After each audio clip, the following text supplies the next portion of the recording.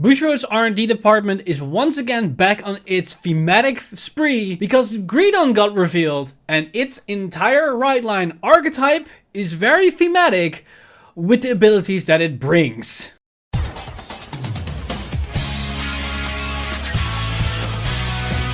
Stand up! Vanguard! Hey Cardfighters, welcome back to another Cardfight update, and today we got finally the second ride line for the upcoming set 3 set Advance of the Intertwined Stars.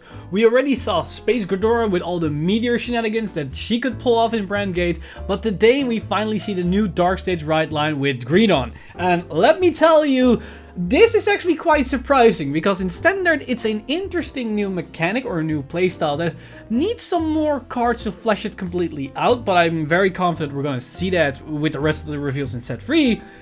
But oh boy, will it unload a lot of shenanigan plays in Premium, because everybody is already unlocking the infinite loop shenanigans that the card brings to the format. But we are getting ahead of ourselves. Let's first talk about the ride line itself, and then we can discuss what these skills actually do and what their impacts are. So we're going to start off with the brand new starter, which is of course a generic overdrive starter, as we've got Desire Devil Taida. And I want to explain a little bit. The grade 0, the grade 1 and the grade 2 have a Japanese name right now, but they're going to probably, I'm very confident that they're going to change once they come to the English format, because they're all designed around the 7 deadly sins. Greedon is greed, which makes a lot of sense, so his name is probably going to stay the same, but the other ones are probably going to change to something like sloth, jealousy, or whatever that's called, and all the other things, so expect name changes here. Now, if we move up to the grade 1, we've got Desire Devil Goman, and Goman has the ability, although when this unit is rode upon by Desire Devil Boshoku,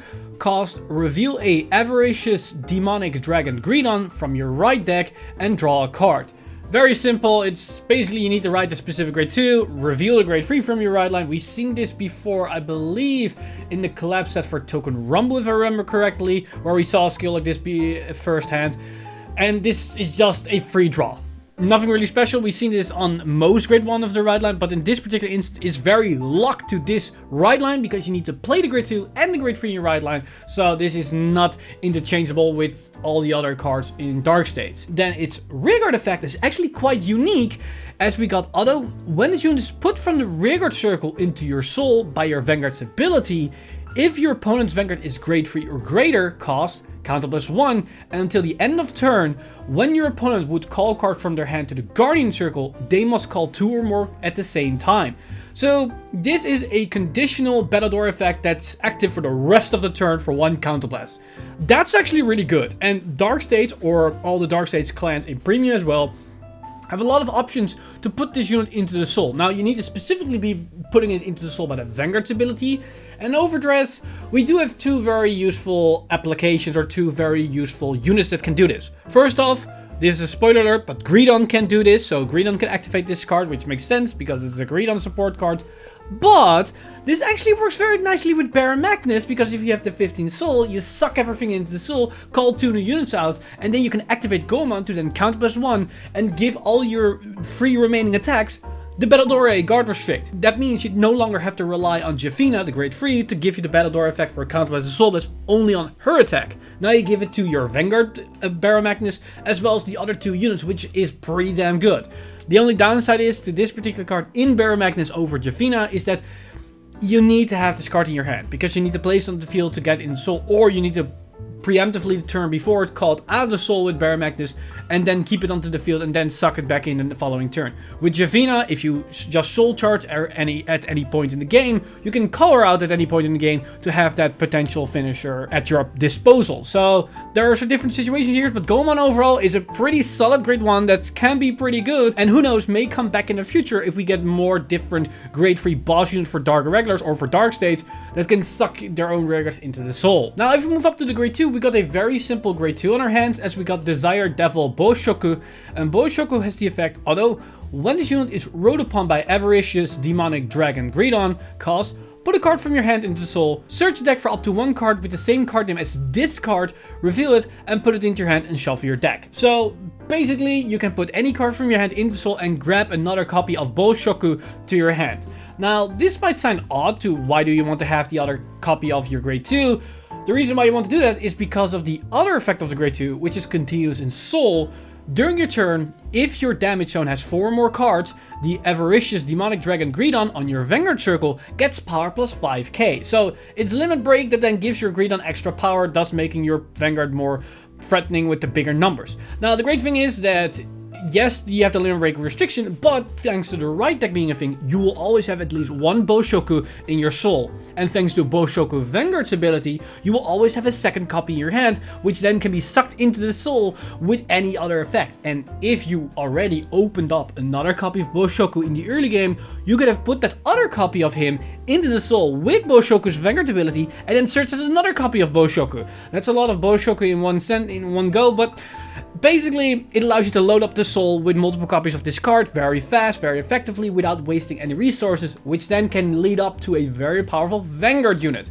Now, the reason why this is going to be very useful is because of Greedon's own effect. So let's take a look at Greedon to understand what the value of this particular grade 2 is. So here we have the brand new boss unit for Dark State, Avaricious Demonic Dragon Greedon. And Greedon has the effect, and this is a surprising one, continuous a Vanguard circle. If your soul has Avaricious Demonic Dragon Greedon, the number of cards in your damage zone for you to lose becomes 7. So effectively, if you have another copy of him in the soul, your damage zone goes up to 7.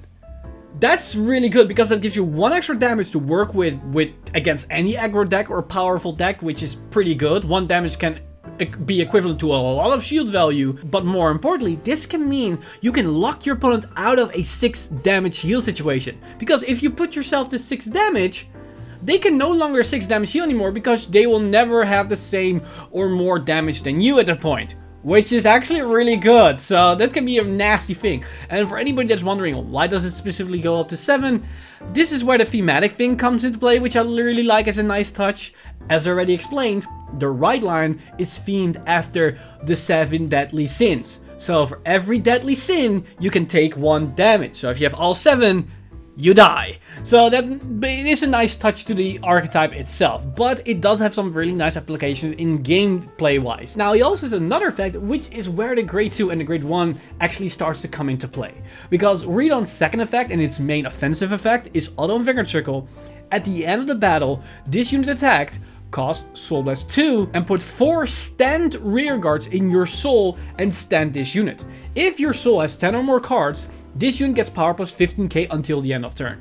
So it's a restanding Vanguard that can potentially swing with extra power thanks to Boshoku, and thanks to the grade 1 can potentially swing multiple times with the Battle Door effect. Which is actually really good because it gives you more pressure on your Vanguard in a general sense. And yes, you need to put 4 standing rearguards into the soul, but you still be able to dish out free attacks because you have 5 rearguard slots. So if you have your entire field filled up with units, you can suck in 4 units and keep 1 unit in the front row standing, and that can then still swing as a separate attack, and then you can swing twice with your Vanguard, thus giving you still a lot of pressure. And with Boshoku in mind, you can have a Greedon that can probably be 23 on the first swing, or maybe 28 or 33, and then the following swing he can be an additional 15k power on top of it, and that's not even including Persona Ride. You're probably gonna Persona Ride at some point if you want to use his continuous ability, or you have Soul Charge it in the early game, that's also a possibility, but with Persona Ride in mind, it's going to be even better. So we already see, thanks to the right line, this strategy behind this grade 3. You're just gonna restand him with big power, potentially a Battle Door effect on the second attack, and potentially the rearguard's gonna hit with the Battle Door effect, and you just stack up a lot of power. It's not really focused on around soul charging all too much, as the 10 soul is nice for the extra power, but it's not the main requirement. That said, the deck doesn't really do a lot more than this. We do have some generic support in Dark Stage, which allows us to cycle and put cards in the soul and do all that kinds of stuff, but not necessarily anything that directly interact with Greedon right off the bat. But we still have a lot of cards in set 3 left that can change this. If we get a cards that can call themselves out of the soul once the Vanguard attacks, this could change completely, as that gives more multi-attacks. Or we get a unit that can restand itself the moment the Vanguard attacks, and then can immediately suck itself into the soul thanks to Greedon. So maybe it's a specific Greedon support unit that then restand, so that gives you the extra options to still apply multi-attacks to some degree. There are definitely a lot of options they can explore to make Greedon better. But another important thing to keep in mind with the potential power of this card is the fact that The resend skill doesn't specify once a turn. So if we get cards that can call themselves out for multi-attacks, if we get multiple of those at some point, we could get a scenario where we can actually maybe swing him twice. And this is where things start to get nutty in Premium, because in Premium, we have ways to actually keep unloading the board with units from the soul to keep sending them back, sending them out, sending them back, sending them out, and sending them back every time that Greedon attacks, thus enabling a potential almost infinite Vanguard attacks if the cards align correctly. I know that Pale Moon has potential cards that can do this, Dark Irregulars have potential cards that can do this, so it all depends on how people can think up that engine and also make that engine as consistently as possible to actually break the card once again. With the new ban list in mind, and with how they're starting to tackle cards more preemptively and more effectively, I think it's not that unlikely that Greedon might be banned before it even came out in Premium at least. That this card will never see the light of day in Premium because it opens up for a lot of shenanigan plays. But that also concludes all the new cards that we got because we mainly only got the ride line for Greedon, but we also got some extra news revealed to us as we now know that the third ride line, the Derpy Maelstrom ride line, is going to be revealed on Friday during an exhibition match on a video on their YouTube channel. So Friday we're going to learn more about Derpy Maelstrom, but also about a lot of other cards, because if I remember correctly, they said something about 7 or 10 new cards being revealed at the same time, so we probably see the entire engine and deck around Derpy Maelstrom, which can be interesting if we're gonna see the old Aquaforce shenanigans coming back to Overdress. And on top of that, we also know that next Tuesday we're going to get yet another product livestream for the second half of 2021, so we know what's gonna happen beyond set 4, or at least beyond set 3, because we know that set 4 is a thing, but we know absolutely nothing about specifications. So we're probably gonna learn more about set 4, probably more about Shaman King, and hopefully more around the beginning of 2022, around January and February, that we at least know what's gonna happen right before the next upcoming product live stream. But that's literally all that we've got today, so let me know in the comments down below what you guys think of these new Dark States ride line. Are you excited about Greedon and the 7 Deadly Sins making a splash in Overdress?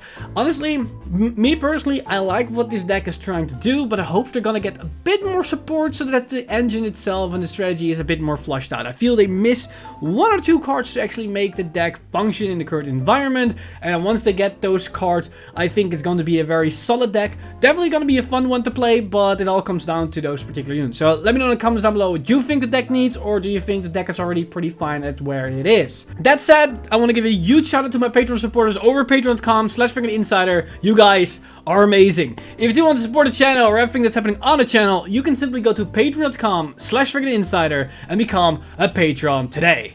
But with that said, I've been Mr. Time Lead, and I'll see you guys in the next one!